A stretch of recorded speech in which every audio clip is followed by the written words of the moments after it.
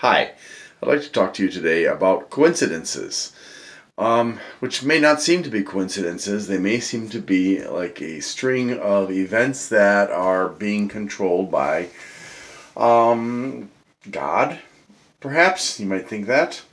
Anyways, I need you to consider the events that you're thinking of and come to a realization whether this could possibly just be a series of unrelated coincidences, or they are perhaps related by something that you're not immediately aware of, or maybe it's God.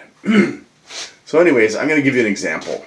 Many years ago, to be specific, 2005, I had to go to Singapore, and while I was in Singapore, I was tasked by the school I was working at to get some books for school for the library. Now, I did a lot of running around trying to find which bookstore was the best place to search at, and eventually got a bunch of books. But while I was there, prior to going, I had been doing some praying about trying to, be guided by God to choose the right religion. And this was at a point in my life where I still believed in religions. So as I was walking around, I got done and I wanted to go rest at my hotel. As I was nearing my hotel, there was this bookstore kind of across the street. And I noticed that there was a small stand of books and CDs outside the store, and it said, free. So, being a person who likes free, I decided that I would take a look, and it turned out that it was Buddhist material. Now, I thought, well, that's interesting, but okay.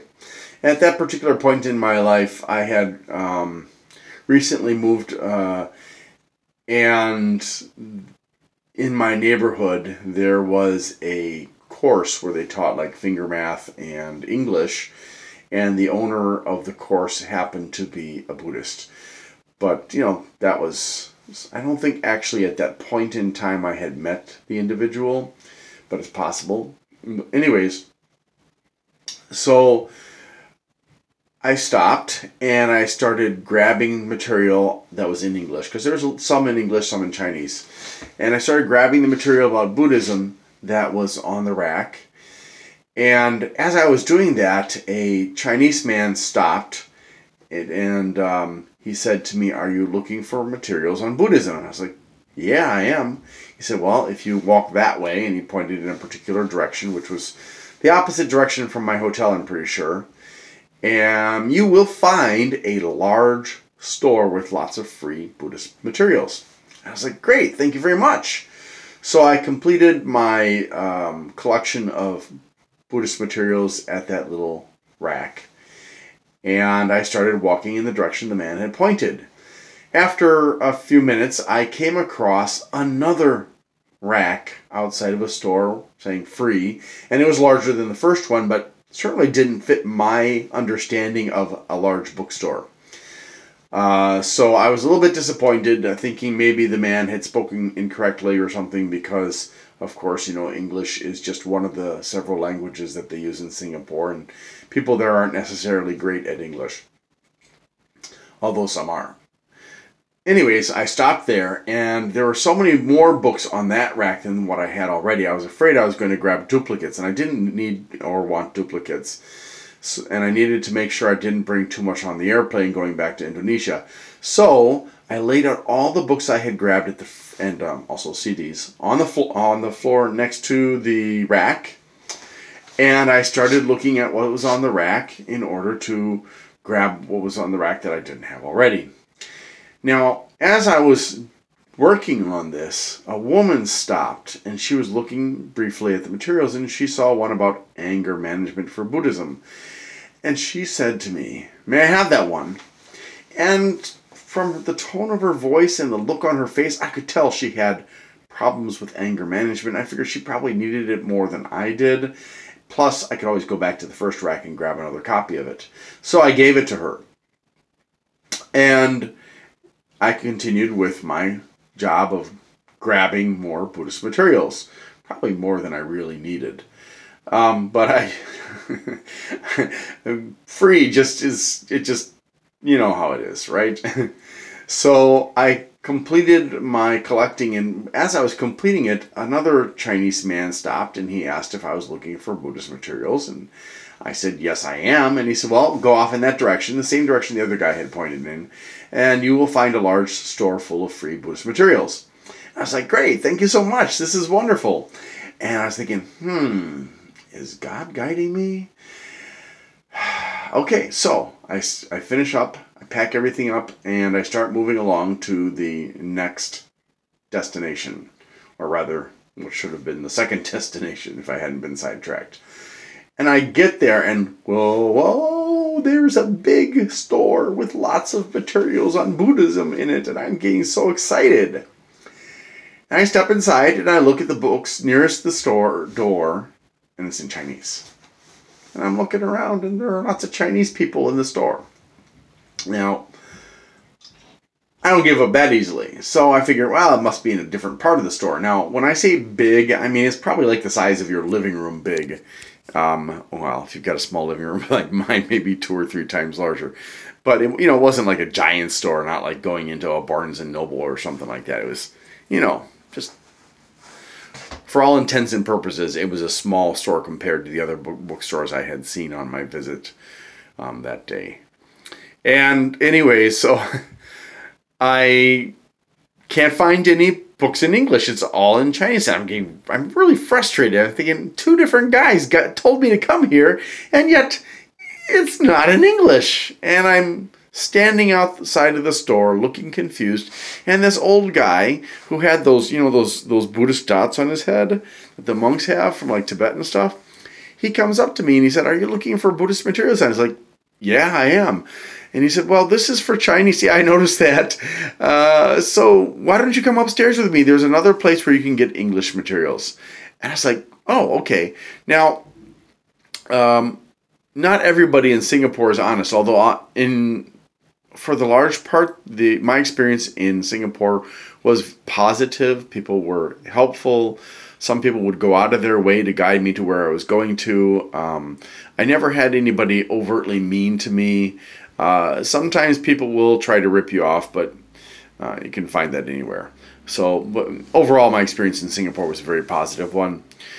And so I think, I had nothing to worry about. So I follow this guy up 2 flights of stairs into the 3rd floor of the mall, and he takes me to this smaller shop, and there's some people sitting in there talking, and he introduces me to them, and they help me to choose Buddhist materials. And they're telling me, well, this one is for this branch of Buddhism, this one's for that branch of Buddhism, this is a more basic one, these are more advanced ones.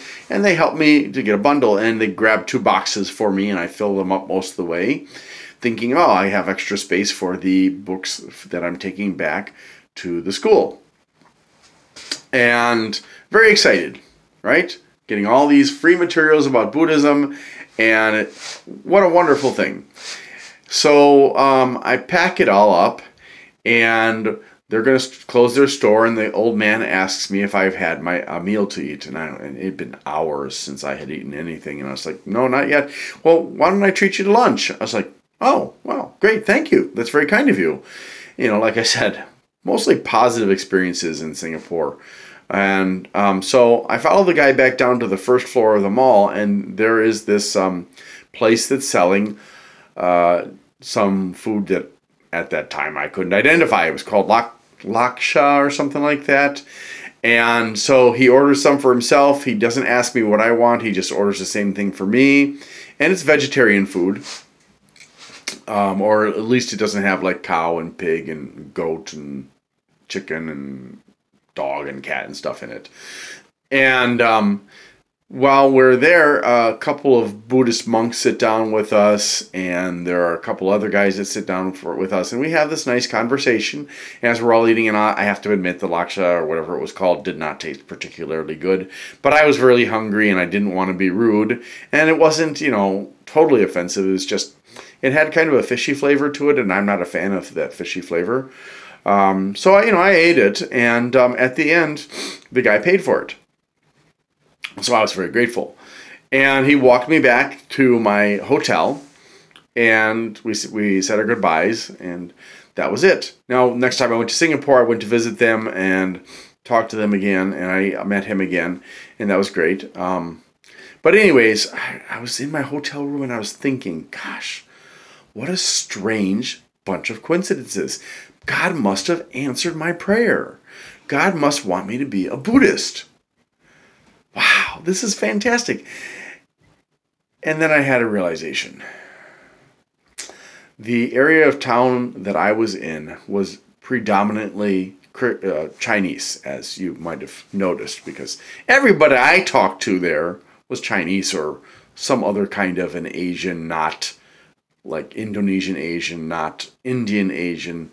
I didn't meet any of the Indians that live in Singapore at that point in my visit, although I did it other times. And I didn't see really much of anybody other than people who looked Chinese. And then I looked at the map, and I realized that I was in an area that was predominantly Buddhist. So of course, I was getting lots of help from Buddhist people about getting Buddhist materials. It had nothing to do with God. It was just the area I was in was predominantly Chinese Buddhist. So that's what I'm saying, Sometimes we see patterns because we are pattern-seeking creatures. Our brains work that way. We try to find patterns in what happens in our lives to try and make sense of things that just don't make sense. And unfortunately or unfortunately, I didn't become a Buddhist. I did read some of those books. Eventually, I stopped reading them. There were just so many of them. But, it was a very interesting experience. And another example of Singaporean kindness is I got to the airport at the check-in desk, and I had exceeded the weight limit because I had all these books for school, plus I had all these books on Buddhism that I wanted to take back to my home in Indonesia. So I step off to the side, and I'm sorting through, trying to remember, and not doing very well, trying to remember what book was for what. So I was trying to separate out books that I was willing to leave behind. And I think I spent like 15, 20, 30 minutes. I don't know exactly. I was sweating. I was frustrated. But, what can you do? The airline says no more, no more. So suddenly this very large gentleman comes up to me, and he's not a security guard, but he's somebody important. And he says, "What are you doing?" And I said, "Well, I went over the weight limit, and so I'm trying to sort it out to see what I'm going to leave behind and what I'm going to take." He said, "Well, what kind of materials do you have?" And I said, "It's for school and also religious materials." And he said, "Well, don't worry about it. Take it all in the airplane. It's okay." I'm like, "Are you sure?" He's like, "Yeah, I'm sure. It's fine. Don't worry." So I got on the airplane with everything, which was really cool. What I'm saying here is, when you have a series of events that seem to be related, it seems like maybe God is guiding you or something like that. Or maybe if you're paranoid, you might think it's not God. You might think it's like a government conspiracy or something like that. Whatever it is, it may just be a series of coincidences that are set up by or influenced by the area that you're in, and not because of any deliberate conspiracy by one group or another, not because of God in being involved in your life personally, but just because of where you are. I mean, think of it this way.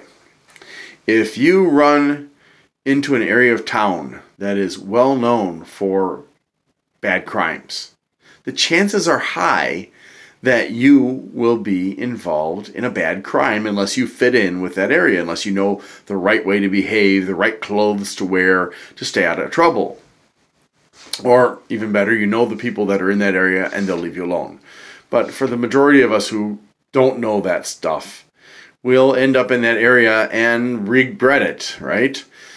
And there's no coincidence. There's nothing more than coincidence. There's no conspiracy involved there.